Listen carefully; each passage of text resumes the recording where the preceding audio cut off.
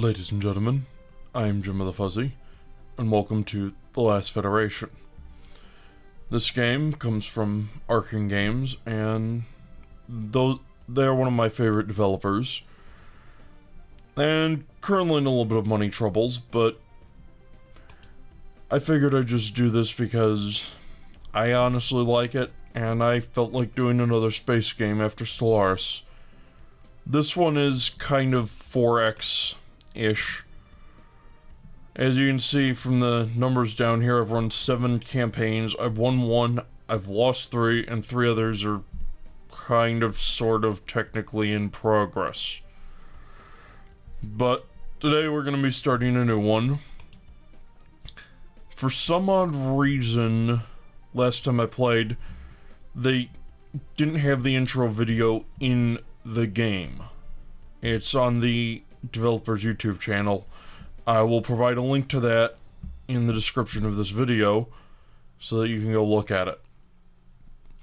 The basic idea is, well, I'll read the story that starts, but we have our choice of which race we're going to hijack a flagship from, each of which is going to be different, and each race acts differently. So, I'm going with the Skylaxians. Even though I really don't like pissing them off, I do like what options there are for the flagship. So, go with that. The game I won was with the Burlusts, and that was really hard. But, well, let's get going, I think. I am less the murdered race of Hydrals. We took to the stars and shot down the manned launchers of everyone else. My countrymen were the dictators of the solar system, so we kind of had it coming. Yes, that is me above. And you are me. This is our story. I was the sole survivor of a surprise attack by 2 other races, thanks to a renegade mission I undertook, betraying the other Hydrals to bring spacefaring technology to our potential rivals. Turns out when you strap rockets to a moon, you can catch even the dictators off guard. My ultimate goal? The creation of a peaceful, unified federation of planets. Only then can we be safe from the kinds of atrocities my race committed, and the kinds that were committed against us. Naturally, upon my crash landing at this planet, I was placed in captivity. Having no concept of my strength, they did not realize I was merely waiting. I waited for years. Stardate first won Proto 3000. My dream of a universal federation is as alive as ever, and now the Skylaxians have finally gotten themselves into orbit. After spending so much time with me as a peaceful captive, they were ill-prepared for my escape. I have commandeered the first prototype battle carrier, and now the Skylaxians are in hot pursuit. The sense of honor of the Skylaxians is intense. They have disapproved of my race for centuries, but I think that they may have been on the cusp of forgiving me. But I've crossed that line. There's no going back now. These are the Skylaxians in the background, in case you hadn't guessed. Here they come. I outclass this force so severely that it will be almost impossible to lose, so now is a good time to put my ship through its paces. But I still have to be careful. If they manage to take out my ship, I'll be just as dead now as later. Alright. The combat in this game is similar to what's known as a bullet hell, in which you fly around and try and dodge projectiles. However, this is turn-based, so you pick what you're going to do over the next 2.5 seconds. So let's see what we have available on our ship.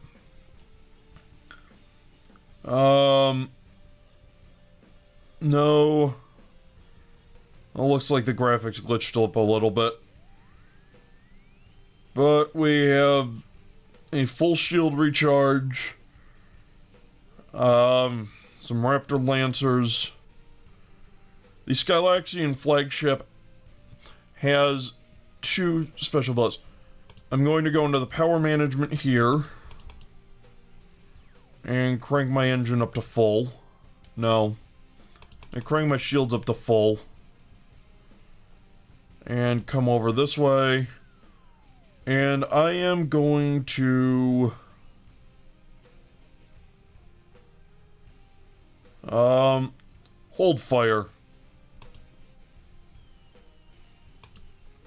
So now, as you can see, they are firing off projectiles and little strike craft interceptors. My miniguns will do a good deal of damage against those. I have 3 different weapon systems. Velociter Type A, just a little ship.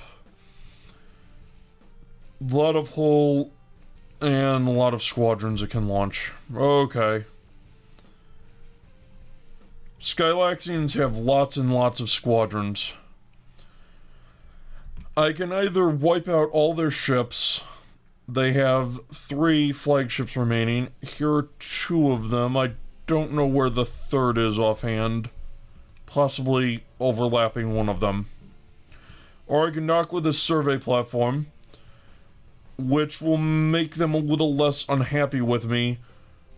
Because right now they're minus 100 happiness, which you might guess that they don't like me.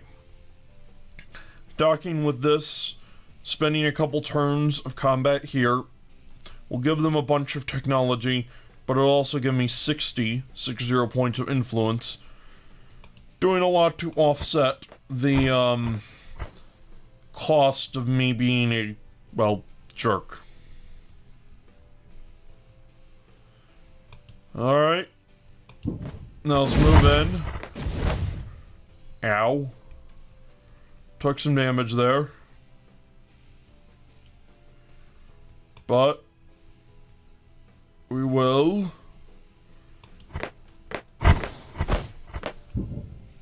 One thing I do have on my, let's see. One thing I do have on my side is that all these abilities, upon activation, will destroy every single projectile that's in flight. So even my shields start getting really low, I can do the divert power to shields. And... alright, I'm about to take a whole lot of damage. So... I think... no, I don't want to deploy orbital bombers.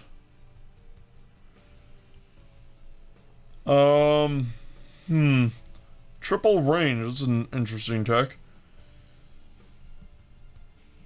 Let's try the Operation Raptor.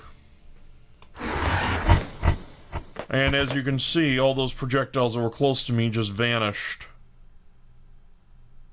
However, did add a turn back to the docking timer. Cute. However, all these little ships I have are going to block, not only block projectiles, but also deal with some of the smaller stuff that's flying around.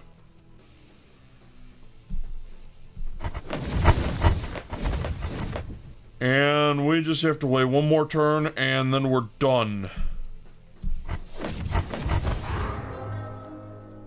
Alright. We won. We got 60 influence of Skylaxians, so we're up to negative 40. We took 10 turns, and this is just combat stats. Everything we did, and it took 0.45 solar months. There are 20 months in a solar year, and there are 20 days in a solar month. So, a bit of time. Now, can I do anything friendly with them? I have 0 credits, so no. I can go aid their local economy, maybe. The Boreans would like terraforming specifications. This is Chief Terraformer Specimen 3003. Our race is struggling. We are extremely ill-suited for the planet on which we're stuck. This will hinder us unless we expand to other locations.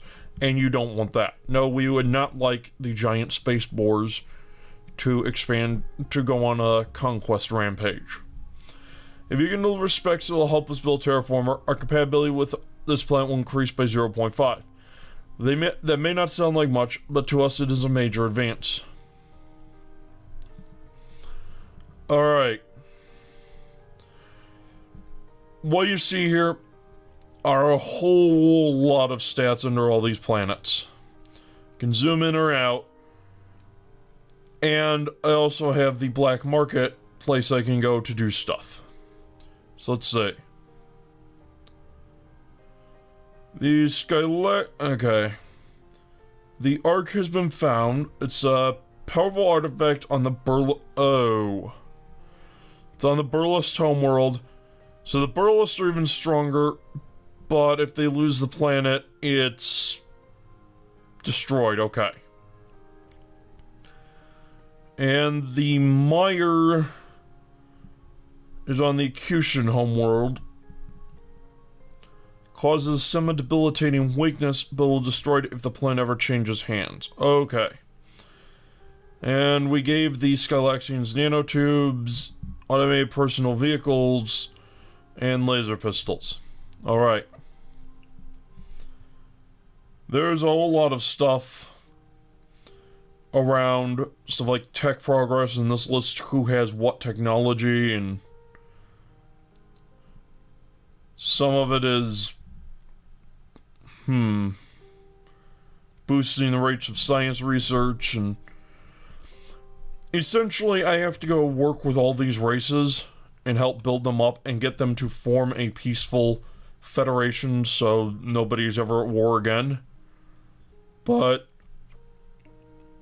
this will give me 80 influence with the Boreans, and it will give me 10,500 credits, and it will... Okay, so they get their terraforming kits, and if I lose it, or I don't take it or fail it, I get -5 influence with the Boreans. Okay. Well, Boreans are usually good. They're solitary beastly loners, good in a fight, but their solitary nature leads to rather thin populations. Usually not one of the major players in the solar systems, but if you convince them of the virtues of a federation, they can be a good way to backdoor in other races. So I can use them to get in races that don't like me. Same thing applies with the Skylaxians if I can get them to actually like me. So, there is that. All these races are also about have a timer until they get spacefaring tech. The Andors are about to. I could go give it to them, but they'll make the Skylaxians less happy with me.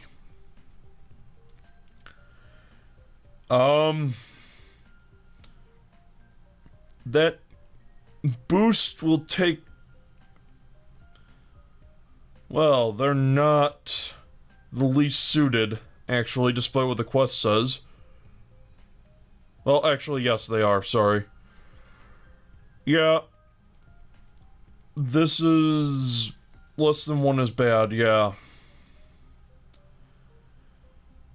Alright. Let's go for it.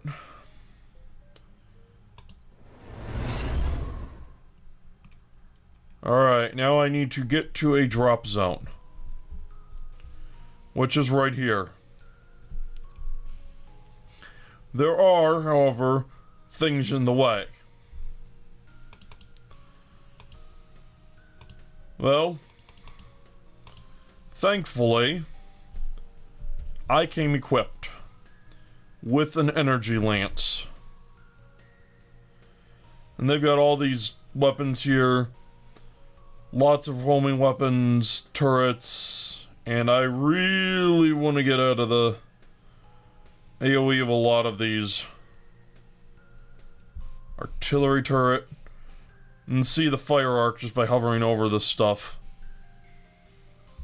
So, let's go this way. We're going to auto-fire our gravity lance. Not a gravity lance, our energy blaster. The gravity lance is a heavy... Okay.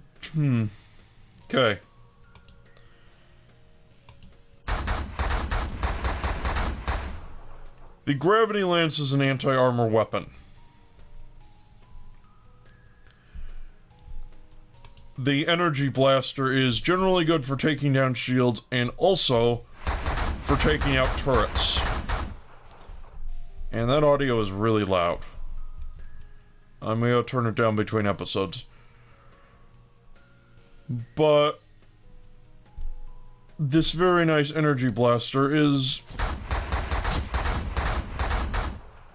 well, quite effective. Alright, let's come over here.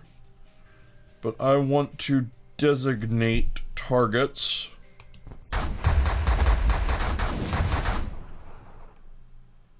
Alright.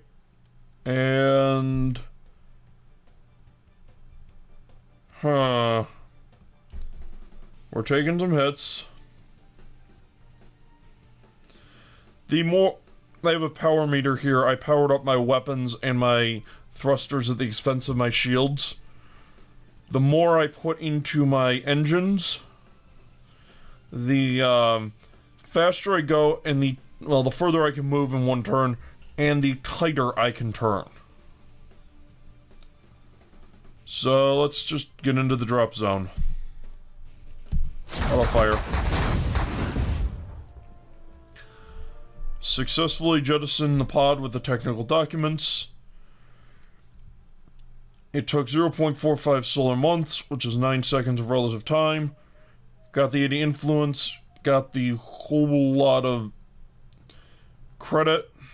Awesome.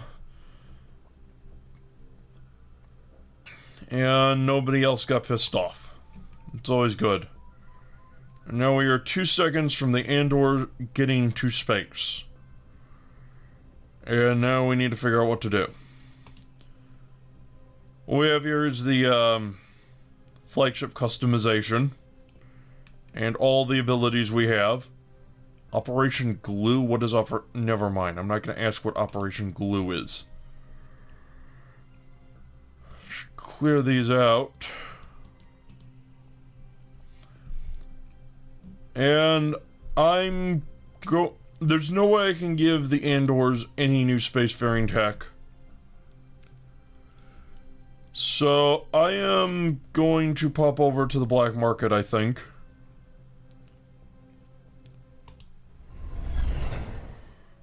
And let's go negotiate with the mercs.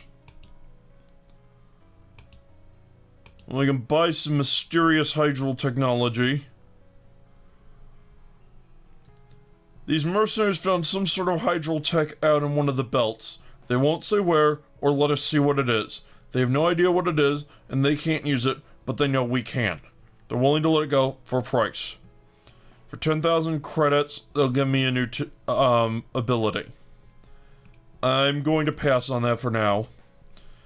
I can also hire workers, construction workers, scientists, or security to help speed up the construction or research rate, and I can improve the security of my outposts. Yeah.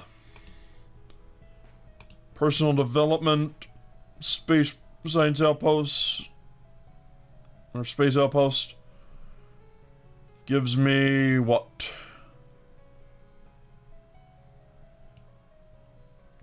Whoa, nice for outposts. Yeah, it takes 6 times as long without the help of a government, so... Can hire mercenary construction workers. Okay, personal research. Ah, yes. I can personally choose to research technology. By myself without getting help from anybody. However, I think it would be best to go over to the Boreans